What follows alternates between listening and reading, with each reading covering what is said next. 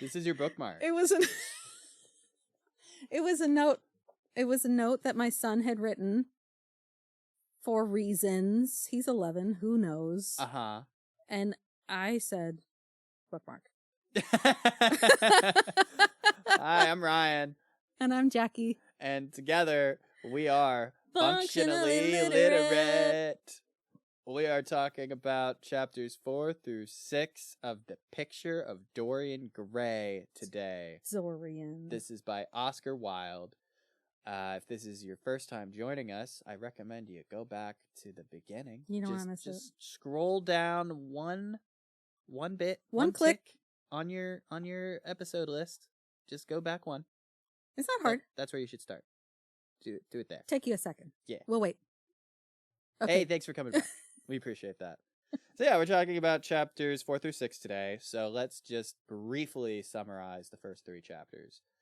Chapter 1 was the introduction of Dorian's friends, Basil and Harry, or Lord Henry, if you prefer. I call him Henry. Yeah. Again, my son's name's Henry, So Basil, very infatuated with Dorian. Dorian is basically his muse. Like just Dorian's very presence makes him a better artist. completely dominated by Dorian. Lord Henry doesn't get that at all. Just wants to meet Dorian. Chapter 2, he meets Dorian while Basil's painting him, and he says some shit that fucks up Dorian's whole life. My note, the way that I summarized it in 4 words or less, was that Henry corrupts Dorian. Smiley face. LOL. Smiley face. LOL. Yeah, he corrupts Dorian. It's the truth. Chapter 3, I don't know. It felt very unnecessary, if I'm honest. And I think that reflects well in the fact that it's not in the original version. So for those of you at home that may have forgotten, I'm reading the classic version and the uncensored version. Bit of an overachiever. The uncensored version doesn't have chapter 3. In the uncensored version, chapter 4, which we're about to discuss, is chapter 3. So let's jump into it. I don't want to jump into it yet. I want to save chapter 3's reputation. Oh, I'm sorry. Because it's where we learn a lot of Dorian's, not backstory necessarily, but is certainly his lineage. That's fair. I guess it's the second half of chapter 3 that I don't really care about. Oh, I agree. Yeah, the luncheon is, who cares? But one thing I didn't get to bring up in the last episode, sure, that I remember Henry was thinking about Dorian right after he decides that he wants to influence this lad. Yeah, a fine young lad. After we hear about Dorian's parents' just tragic lives and how they unfolded. Yeah. He says, Mom married a Porzy. Porzy died in a duel. Typical. What does he say? So he says, there was something fascinating in this son of love and death. Love and death are capitalized. Yeah. So this is talked about in the textual introduction of the uncensored version. This is something that he does a lot, is he capitalizes certain words that you might not expect to be capitalized. For instance, right there, love and death. He does that as well with specific gemstones, I'm told, at some point. He does that with flowers. Like, he capitalizes certain things, gives this narrative a certain level of poeticism that you might not expect in a normal novel narrative. I think that the personification of love and death here is a really beautiful thing that Wilde does. I get the sense, as nuts as it might be, I get the sense that Oscar Wilde kind of actually cares about Dorian. Oh, yeah. And about his parents and how, just how tragic that they are. He says that the 3 characters that we're introduced to, Basil, Henry, and Dorian, are 3 aspects of himself. Yeah. He says that Basil is who I'm worried I might be getting this mixed up. I think he says that Henry is the man that everyone sees him as. Basil is the man that he is, and that Dorian is the man that he would have liked to have been in another life. So I had some notes about that previously. as well. I didn't know that was already out there. I came up with this on my own independently. Oh, really? So this is an original idea, clearly. And I was thinking that he created 3 characters that are stand-ins for himself. Yeah. And that Basil is the artist searching for the most perfect muse and the most perfect expression. Mm-hmm. And then I've got also closeted, gay. Super. Henry is, of course, is the bored, witty playboy on display, the puppet master. And then Dorian, I thought was interesting when put into this context, in that I saw Dorian in terms of Oscar Wilde as being someone who he wants to be, and someone who he wants, someone he can't be, and someone he can't have. Dorian Gray is heavily inspired by a man whose last name was Gray that he met in earlier years before writing this story. Mm-hmm. For sure. Like that is a heavy, significant influence. I feel like Oscar Wilde kind of spills all the beans all the time. Yeah. He's messy. Well, we're about to see just how messy things I say that get. with love. I love this story. So let's jump into chapter 4. So I titled chapter 4 in my couple of words about what it is that Dorian tells Henry about Sybil. And then right underneath it says so many anti-Semitic things, OMG. Yeah, so let's see. A month later, after Dorian and Henry go for a walk in the park, we find Dorian at Henry's house. Oh, yeah. And the way that Henry's house is described is, to me, kind of completely different than Basil's, because he's name-dropping all kinds of just different freaking fineries that he's seeing in Henry's house. Mm-hmm. Just from the rugs that he sees to the tables to the clocks, there's gilt daisies and china jars and just large blue china jars filled with parrot tulips. Parrot tulips. Did I look? Small leaded panes of the window streamed the apricot-colored light of a summer's day. In London. In London. And Henry is, of course, fashionably late again. Yeah. So. To his own house. You know. As he should. One must do what one must do. So, Henry isn't there yet. No. And Dorian is. And then Dorian meets Lady Henry. Yeah. Who I feel like isn't really a character, but boy, howdy did he try to give her something. Okay. I want you to say more things about that. I like Lady Henry a lot. Yeah. Just like how I loved Henry's uncle. Yeah. Because she seems like a messy bitch. I agree. She seems like she is not bothered about how Henry conducts his life away from her. Well, we learn a lot about her from the first chapter, actually. Right. Like, he talks a bit about his wife in the first chapter. She doesn't know what I do. I don't know what she does. We make shit up when we do see each other about what we do. Sometimes she catches me in affairs and she just laughs at me. Right. Like, he doesn't use the word affairs, but we know that's what he's talking about. Totally. Like, sometimes his wife catches him out with other ladies. And he, like, makes reference to the fact that she's too smart about her affairs, so he doesn't even... Right. He's not even... They're not on his Which radar. is why she laughs at him. Right. So, Lady Henry, does she have a name? Maybe not. I don't think so. But she knows that Henry's got this relationship with Dorian as well. And she says that I think she knows what's up. I think she is assuming what's up. Oh, okay. Sure, that's fair. Because I think that's fair. How can she know anything? She barely knows Henry. You're right.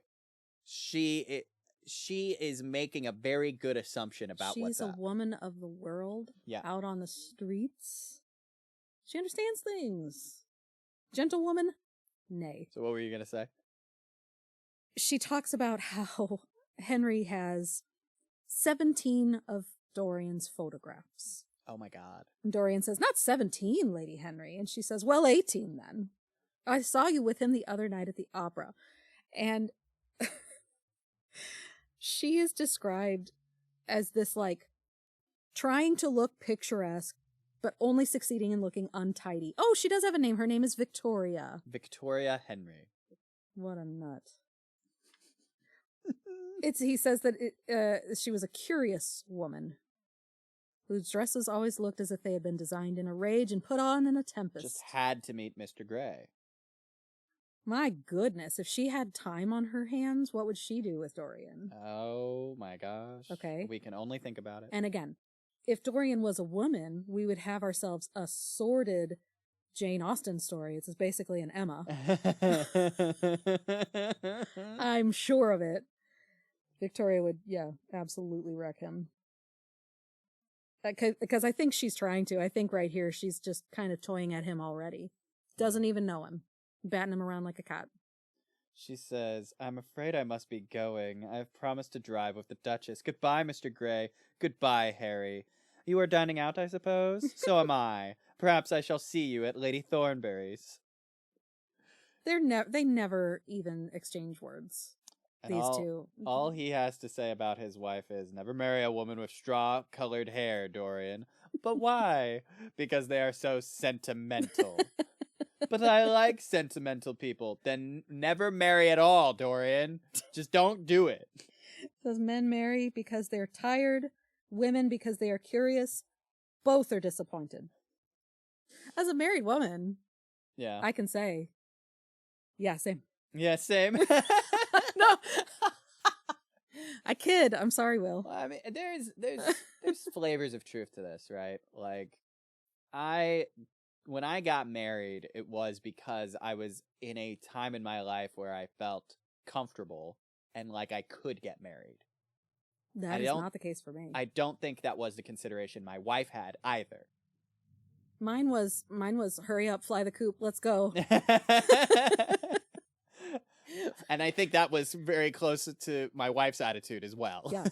Let's go, get on that train, let's move. We gotta get married. Let's do it. Let's go. Adventure. I also did get married at 19 years old. Sure. So we were 24, 25, around there. Young as ever. Yeah. Older than Dorian. Older than Dorian. A little more experienced than Dorian. A little uglier than Dorian. In the life department. A little uglier than Dorian. I mean, Dorian is a gorgeous, beautiful man. Who can compare? Like, I have to, that's fact. I have to acknowledge that Dorian is prettier than me. And that's devastating. I don't think you should be devastated by that. Oh, okay. I'm no longer devastated. I think everybody's devastated by how pretty Dorian is. So, Dorian begins to go on about this actress that he's met, Sybil Vane. Well, the thing about Sybil Vane is that Dorian's never been in love before. And this is basically his first time being in love. This is first everything. I have the feeling that Dorian kind of just sort of woke up in a pod somewhere. He's like a little alien that's finally out in society, doing what he pleases. Exactly. He talks about Sybil, who if this was America, she would be off Broadway. Poor girl. Why you gotta do her that way? She's an actress and she works. She's an artiste. She's an artiste. So Dorian starts talking about how I feel like Henry basically kind of influenced his actions here. And he says that I was in search of, I had a passion for sensations.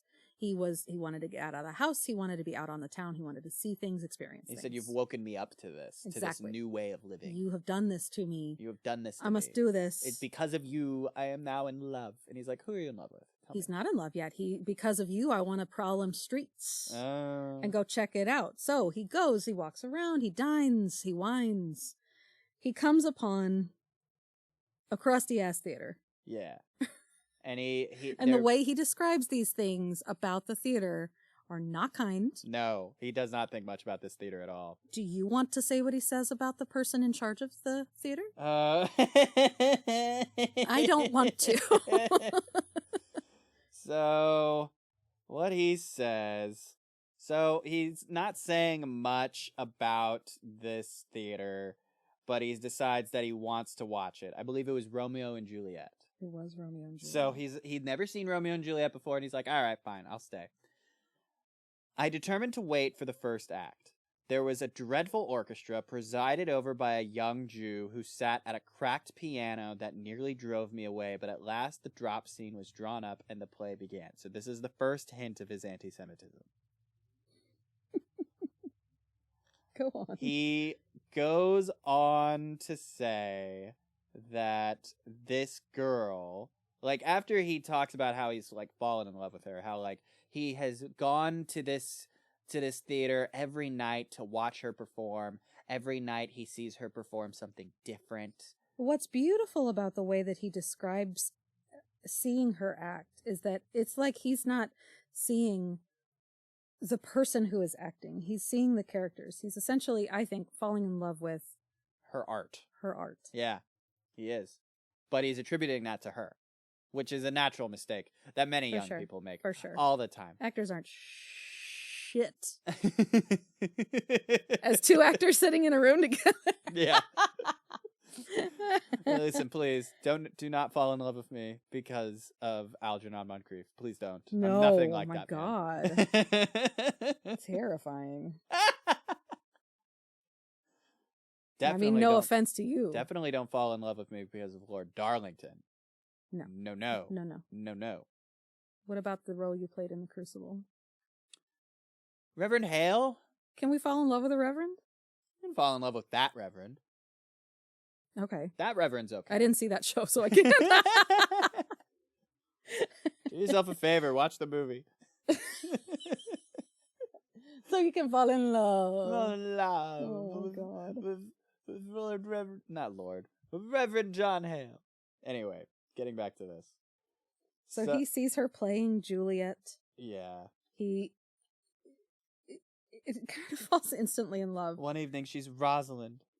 I've seen her die in the gloom of an Italian tomb, sucking the poison from her lover's lips. I have watched her wandering through the forest of Arden, disguised as a pretty boy in hose and doublet and dainty cap. She has been mad and has come into the presence of a guilty king and given him rue to wear and bitter herbs to taste of. She has been innocent, and the black hands of jealousy have crushed her reed-like throat. I have seen her in every age and in every costume. Ordinary women never appeal to one's imagination. They are limited to their century. No glamour ever transfigures them. One knows their minds as easily as one knows their bonnets, and etc., etc. Mm-hmm. He goes on about how other women can't compare. But an actress! How different an actress is! Why didn't you tell me, Harry, that the only thing worth loving is an actress? He says, because I have loved so many of them, Dorian. I got receipts. Harry knows what's up with actresses. And and he didn't bother mentioning them for a reason. He's like, you will figure this out on your own, my sweet. Mm-hmm. And so basically he's like, look, they're horrid people with dyed hair and painted faces. And he's like, don't run them down. And then he's like, look, I wish I'd never told you. And he's like, you couldn't have helped but tell me. You're going to tell me everything. For the rest of your life, you're going to tell me everything that you do. And he's like, yes, I believe that's true. I cannot help telling you things. You have a curious influence over me. Good golly. If I ever did a crime, I would come and confide it to you. You would understand me. The drama. I know. Oh my it's God, so Dorian. dramatic. It's like, you're the only one who knows me. And he's like, all right, come on. Tell me who Sybil Vane is. He says, what are your actual, eyebrow raise, what are your actual relations with Sybil Vane? Dorian Gray leaps to his feet with flushed cheeks and burning eyes. Harry! I want to interrupt you because I've just noticed something. I'm looking at the uncensored version. He's getting so excited. I know, but that's not what he says in the uncensored version. Ooh. He straight up says, tell me Reach me the matches like a good boy. Thanks. Tell me, is Sybil Vane your mistress? Dorian Gray leaps to his feet. How dare you suggest such a thing? What a hound dog. Sybil Vane is sacred. Then we get back in line, Not to right? Henry. Sybil Vane is sacred, and he's like, it's the only sacred things that are worth touching, Dorian. It is only the sacred things. You'll learn soon enough, my boy. So there was a bit that you specifically wanted me to talk about, which was how he talks about this Jew that I guess is giving them money and board, like for them to act at the theater. Is that right? I think what it is like they're working off a debt somehow. Like maybe he paid off a debt for Sybil and her family. On the first night I was at the theater, the horrid old Jew came round to the box after the performance was over and offered to bring me behind the scenes and introduce me to her. I was furious with him and told him that Juliet had been dead for hundreds of years and that her body was lying in a marble tomb in Verona. I think from his blank look of amazement that he thought I had taken too much champagne or something. You gotta commit to the bit. The third night, she had been playing Rosalind. I could not help going round. I had thrown her some flowers, and she looked at me. At least I fancied that she had. The old Jew was persistent. He seemed determined to bring me behind, so I was contented. It was curious my not wanting to know her, wasn't it? And he's like, nah, I don't think so. My dear Harry, why? I will tell you some other time. I want to know about the girl. Tell you when you're older. Oh my goodness, poor Sybil. Sweet dear. Yeah. And so he tells them about like their first time interacting, and she's so sweet to him. It's like she tells Dorian that he's like a prince. And Dorian never tells her his name. So she says, you look more like a prince. I must call you Prince Charming. Yeah. And that's how she interacts with him. And Dorian doesn't stop her. Upon my word, Dorian, Miss Sybil knows how to pay compliments. You don't understand her, Harry. She regarded me merely as a person in a play. She knows nothing of life. She lives with her mother, a faded, tired woman who played Capulet in a sort of magenta-dressing wrapper on the first night, and who looks as if she had seen better days. And he's like, I know that look. Is Sybil Dorian's plaything now? I think so. I think Dorian has now taken on a plaything of his own. And Henry is delighted because he wants to see what Dorian does next. Mm-hmm. And he understands that as a natural consequence of this, Dorian's not going to be around as much, and he's okay with it. Because he wants to see what Dorian's going to do next. Because the tea is going to be piping. He's wound up his toy, and he wants to see what his toy is going to do with other toys. How is his Beyblade going to fuck up the other Beyblade? I love Beyblades. I love that. So he talks about that Sybil's mother acts as well, of course. Again, I think that they are working off some sort of debt. Either way, the man who runs the theater. The Jew. That's all we know him as the Jew. The dirty old horrid old Jew. Good golly. I was very surprised by just the blatant anti-Semitism. Like, it's not as bad as other instances I've seen. For sure. But the fact that he's just so casually calling this man a horrid old Jew really does stand out. And he doesn't really say anything worse than that. He doesn't refer to the guy by his name. He just calls him the Jew. Mm-hmm. It did stand out to me just how blatant that was. And it makes you wonder if there were more characters in this story who were, we'll say, more not white people, would Oscar Wilde have said these sorts of things, or said the things that we wish he wouldn't have said here about other minorities? Yeah, I don't know. It's an interesting question. You could say, like we all make apologies for our grandfathers, that, well, it was the times. I want you and Basil to come with me some night and see her act. I have not the slightest fear of the result. You won't be able to refuse to recognize her genius. Then we must get her out of the Jew's hands. She is bound to him for 3 years, at least for 2 years and 8 months from the present time. I will have to pay him something, of course. He's like the way he talks about this girl, he's like, we gotta get my toy out of the Jew's hands. We've got to pay the Jew off so I can have my toy. It's awful. Poor Sybil. I must have this thing. Poor Sybil. How old is Sybil, do you think? I don't know. Probably like 17 or 18. Yeah, I was guessing, 17. Younger than like Dorian. Yeah. Who is quite young. But not of age. Not quite of age.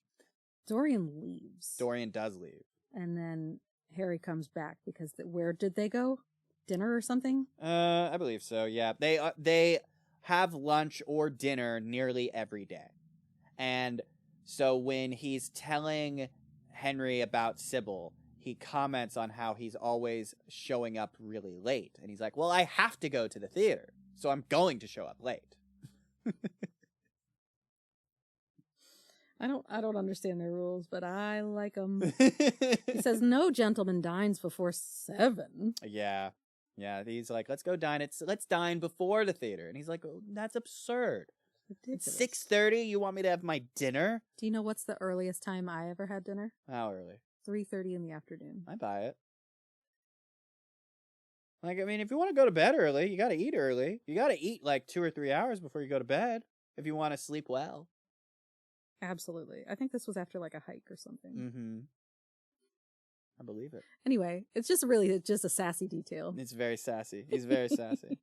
So yeah, they go out and eat, and there's not much like actual action that happens over these next few pages. It's a lot of Henry musing about Dorian. Yeah, so Dorian leaves to go to the theater, and here Henry goes to ruminate.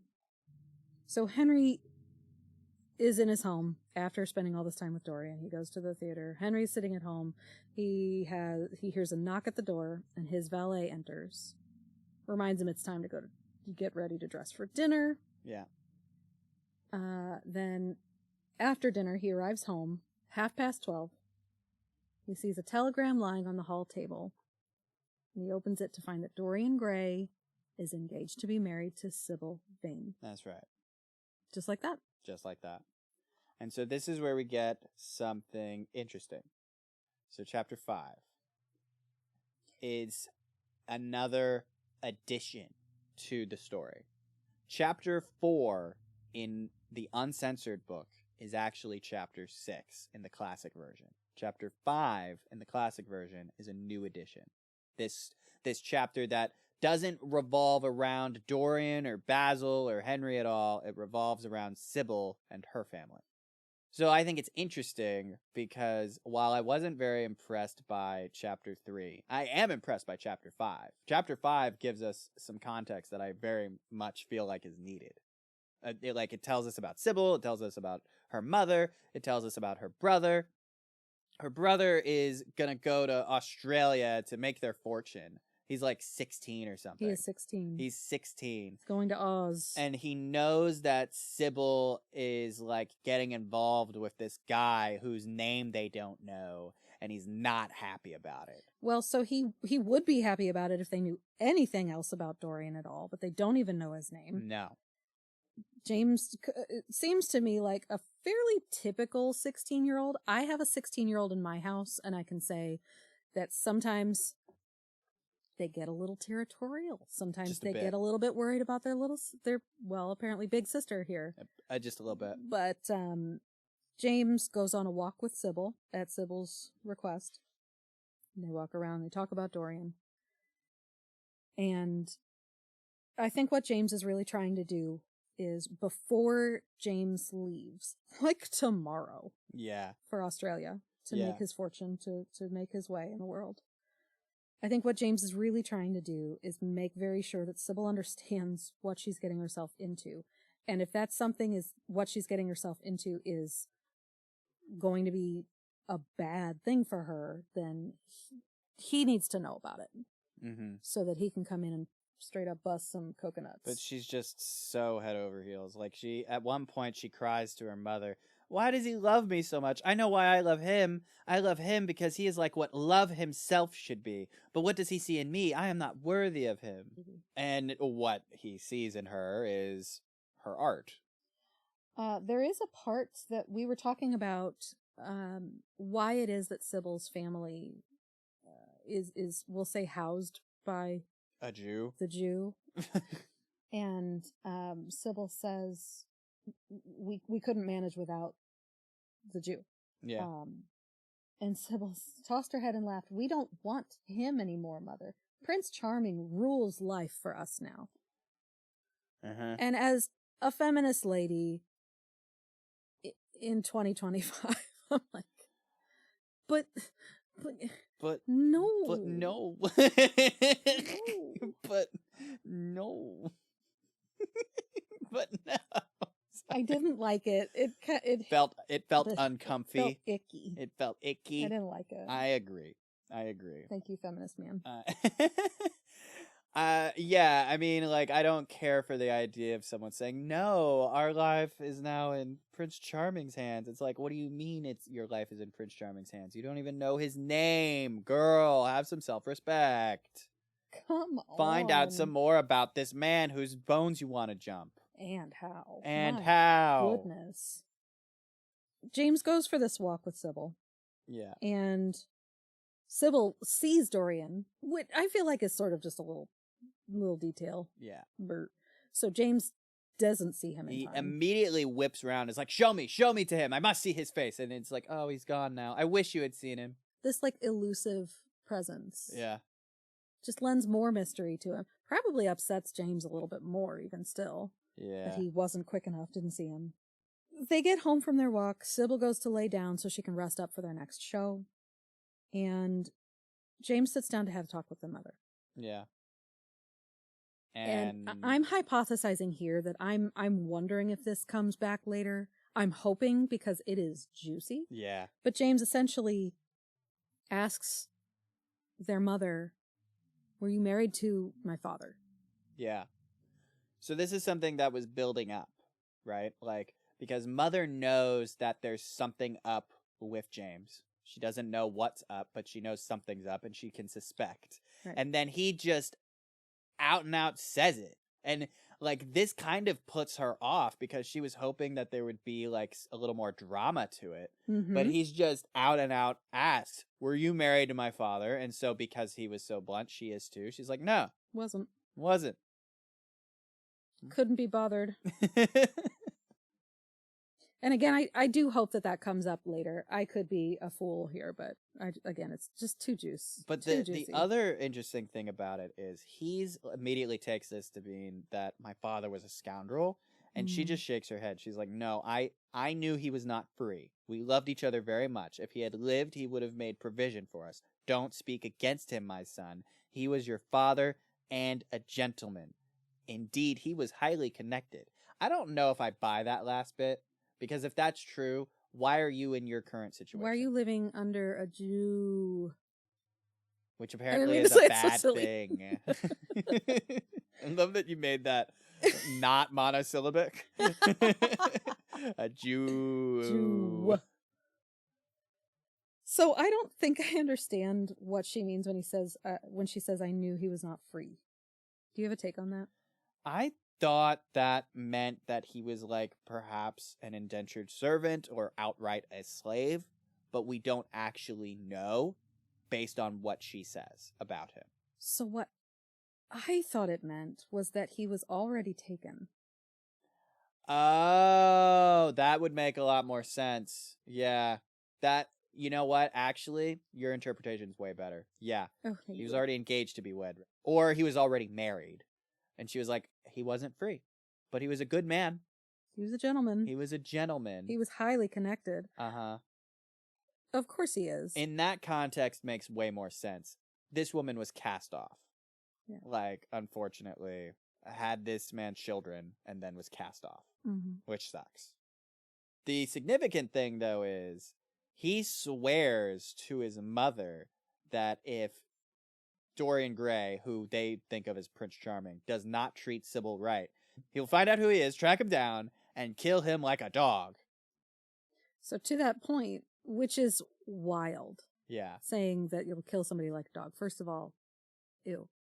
But second of all, you were just talking about how when he asked the question about his father, Mother was expecting more drama, but she answered just as bluntly as he asked the question. But here, this was a dramatic thing for her, and this caught her attention. This somehow satiates some dramatic urge. She is a melodramatic woman. Yes. She needs drama. So she did not like how her son asked about his father, but she did like how he behaved when referring to Prince Charming. With passion, he says it. She breathed more freely, and for the first time for many months, she really admired her son. Ouch. It was with a renewed feeling of disappointment that she waved the tattered lace handkerchief from the window as her son drove away. She was conscious that a great opportunity had been wasted. What does that mean, a great opportunity had been wasted? I think a great opportunity to just be dramatic with her son had been wasted. I think that's what she means, because he goes down. Like, I'm picturing that she feels like what she should have done was open the window and been like, goodbye, my son, goodbye, I love you, goodbye. A great opportunity had been wasted. So she consoled herself instead by telling Sybil how desolate she felt her life would be now that she had only one child to look after. She remembered that phrase. It had pleased her. Of the threat her son had given, she said nothing. It was vividly and dramatically expressed. She felt that they would all laugh at it someday. It's all in the delivery for her. Yeah. All she cares about is how he said it, not what he said. All the world's a stage. Uh-huh. I mean, her. That makes sense for this woman, because when she's talking to her daughter, she's like, no, listen, you cannot be distracted. You must be an actress. You must focus on your acting. Correct. That's the most important thing. So it makes sense that she lives for the drama, because she definitely is living vicariously through her daughter. Just like how Henry, I think, is probably living through Dorian. Yeah. Yeah. I the last line about how she felt that they would laugh at it someday. Yeah. Is it foreshadowing, but I in the saddest, most terrible way? I wonder. Maybe. I feel like it's going to come up again later. I feel like this is a new subplot that Oscar Wilde introduced to his story after the fact. Right? Because this wasn't in the original version. Like, it goes straight from Henry discovering that Dorian is engaged to be married directly into this next chapter where he's like, I suppose you have heard the news, Basil. Right. Yeah. There needed to be some backstory. I really feel like, for what we could assume is coming next, or what we're assuming, I feel like having even that tiny bit of backstory about Sybil and being in this like tethered living situation to the old Jew, and not being forced to perform necessarily, but certainly like working off something. Yeah. Working for something. I can't tell, but yeah, you get the sense that Wilde is trying to foreshadow something, but you needed the context of Sybil's life for it to make more sense to you. Mm-hmm. They're very poor. Dorian is so happy to pull her out of that. Mm-hmm. Just like a toy. Yeah. Mm-mm. It's not good. It's not good. Chapter 6. The calm before the storm? This calm before the storm? Question mark? So the chapter starts where Henry goes to talk to Basil about Dorian's engagement. Yeah. At dinner at a restaurant. Oh, okay. So they both are discussing that Dorian should not do it. Basil thinks this. Shouldn't do it. Sybil is beneath him. This is a really bad choice. I get the impression that Basil is saying this as somebody that actually cares about Dorian. Mm-hmm. Because I truly feel up until this point, that Basil is the only person in here that actually does care about him. You could say that Sybil does, but she doesn't know him. No, it's an infatuation more than anything. Right. He's a meal ticket. With Basil and Dorian, he really, if for no other reason than art, really does care about Dorian because he doesn't want Dorian to be ruined. And so I think if for no other reason, he's worried about him getting married to Sybil because it will ruin him. Which is interesting. Yeah. Because it's typical that, an unwed woman could be ruined. But an unwed man getting ruined is novel. And ruined by marriage. Gracious. And so Lord Henry says, I hope that Dorian Gray will make this girl his wife, passionately adore her for 6 months, and then suddenly become fascinated by someone else. He would be a wonderful study. That's all Dorian ever was to Henry. Yeah. He just wants to see how Dorian lives his life. So Basil there, of course, tries to give Henry more credit. He's like, you don't mean that. Really? You don't really mean that. No one would be sorrier than yourself if Dorian Gray were spoiled. Yeah. He's like, you are much better than you pretend to be. And Lord Henry says, the reason we all like to think so well of others is that we are all afraid for ourselves. The basis of optimism is sheer terror. We think that we are generous because we credit our neighbor with those virtues that are likely to benefit ourselves. We praise the banker that we might overdraw our account and find good qualities in the highwayman in the hope that he may spare our pockets. I mean everything that I have said. I have the greatest contempt for optimism, and as for a spoiled life, no life is spoiled, but one whose growth is arrested. If you want to mar a nature, you have merely to reform it. But here is Dorian himself. He will tell you more than I can. So Dorian comes in there. He's going to have dinner with these two ding-dongs. And he's like, I'm so excited. Let me tell you all about You must congratulate me. Pay me compliments. More.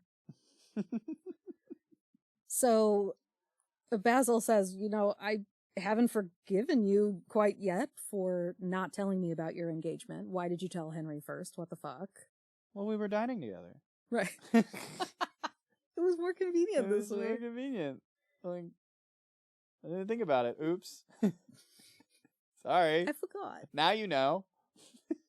So he goes to tell the tale about their engagement. He tells the story again. He goes on for like a page before he's interrupted.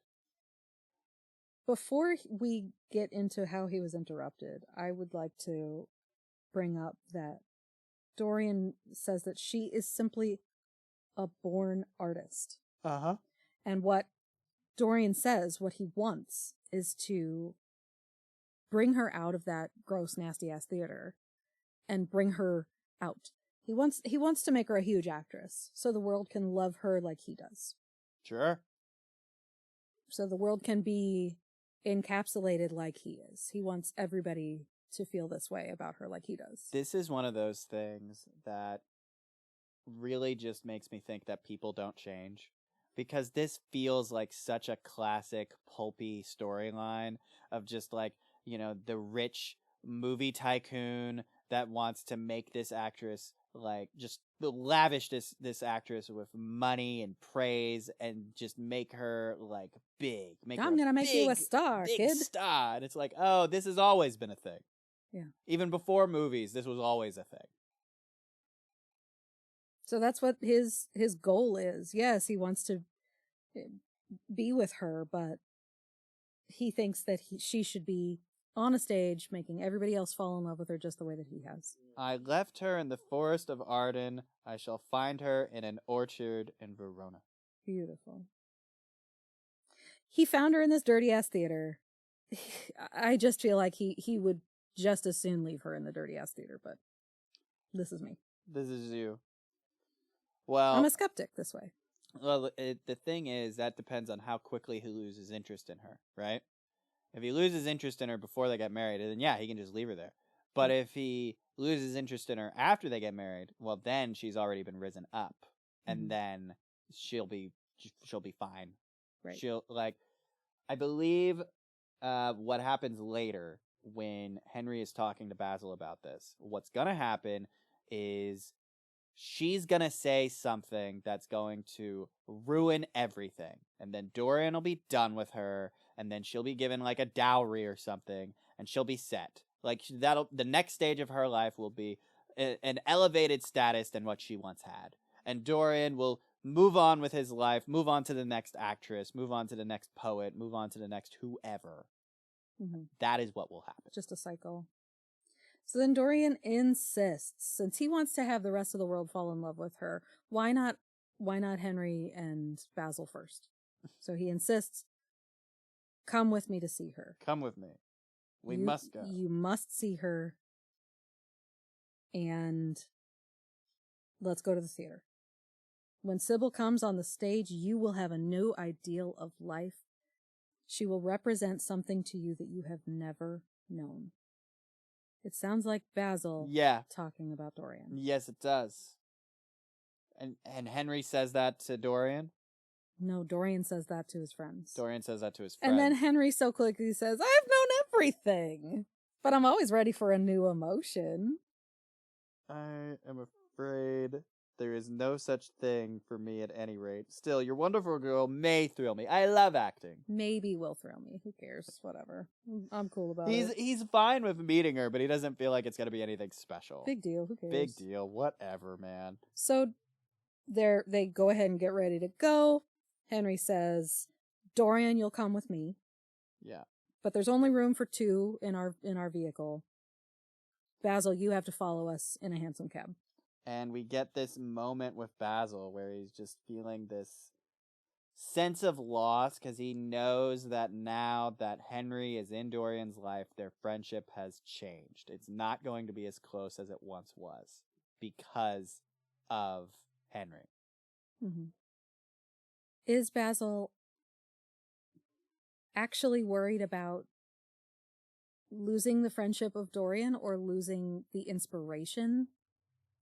I think he will tell himself that he's sad he's losing a friend, but in reality, he's sad he's losing his muse. Because I think what Henry has to say about people is very true for Basil, right? Basil is an optimist. Basil does want to see the good in people. Basil, as a result, has a maybe higher view of himself than he really is. Yeah. That's what I think. I mean, we just saw it. I mean, he goes out of his way to try to get Henry to give himself some more credit. Yeah. But Henry will not have it. No, he's like, no, I know who I am. I know what I'm about, and I'm not that. Right. And he's like, no, you don't mean that. You can't possibly say that. And in an earlier chapter, he addresses that too. It's like, everybody always, just wants to deny the thought that I said is something that I meant. Yeah. Rather than engaging with the idea that I have espoused. Just like, oh, you don't believe that. And it's like, well, then why did I say it? Yeah. I think that that's a really, and people still, of course, use that phrase. Like, no, you don't actually think that. Yeah. It's just, I feel like a pussyfooting way to say, like, you shouldn't think that. You should not think that. Girl. Wrong thought. This is an interesting 3 chapters. Like, it really sets up, because this is, in a way, the first 3 chapters was kind of a prelude, but then these 3 chapters are kind of, moving into the meat of the story, right? When Dorian has found his first love. Oh, no. What's going to happen now? It does feel like the calm before the storm. Yeah, I agree. I agree with that assessment. For sure. Yeah. Any last thoughts about 4 through 6 that you didn't get to, that you want to say before we wrap up? Nope. I was disappointed by how many fewer flowers were in these chapters. Far fewer were mentioned, yes. True. Mostly roses. I mean, but again, I feel like that was kind of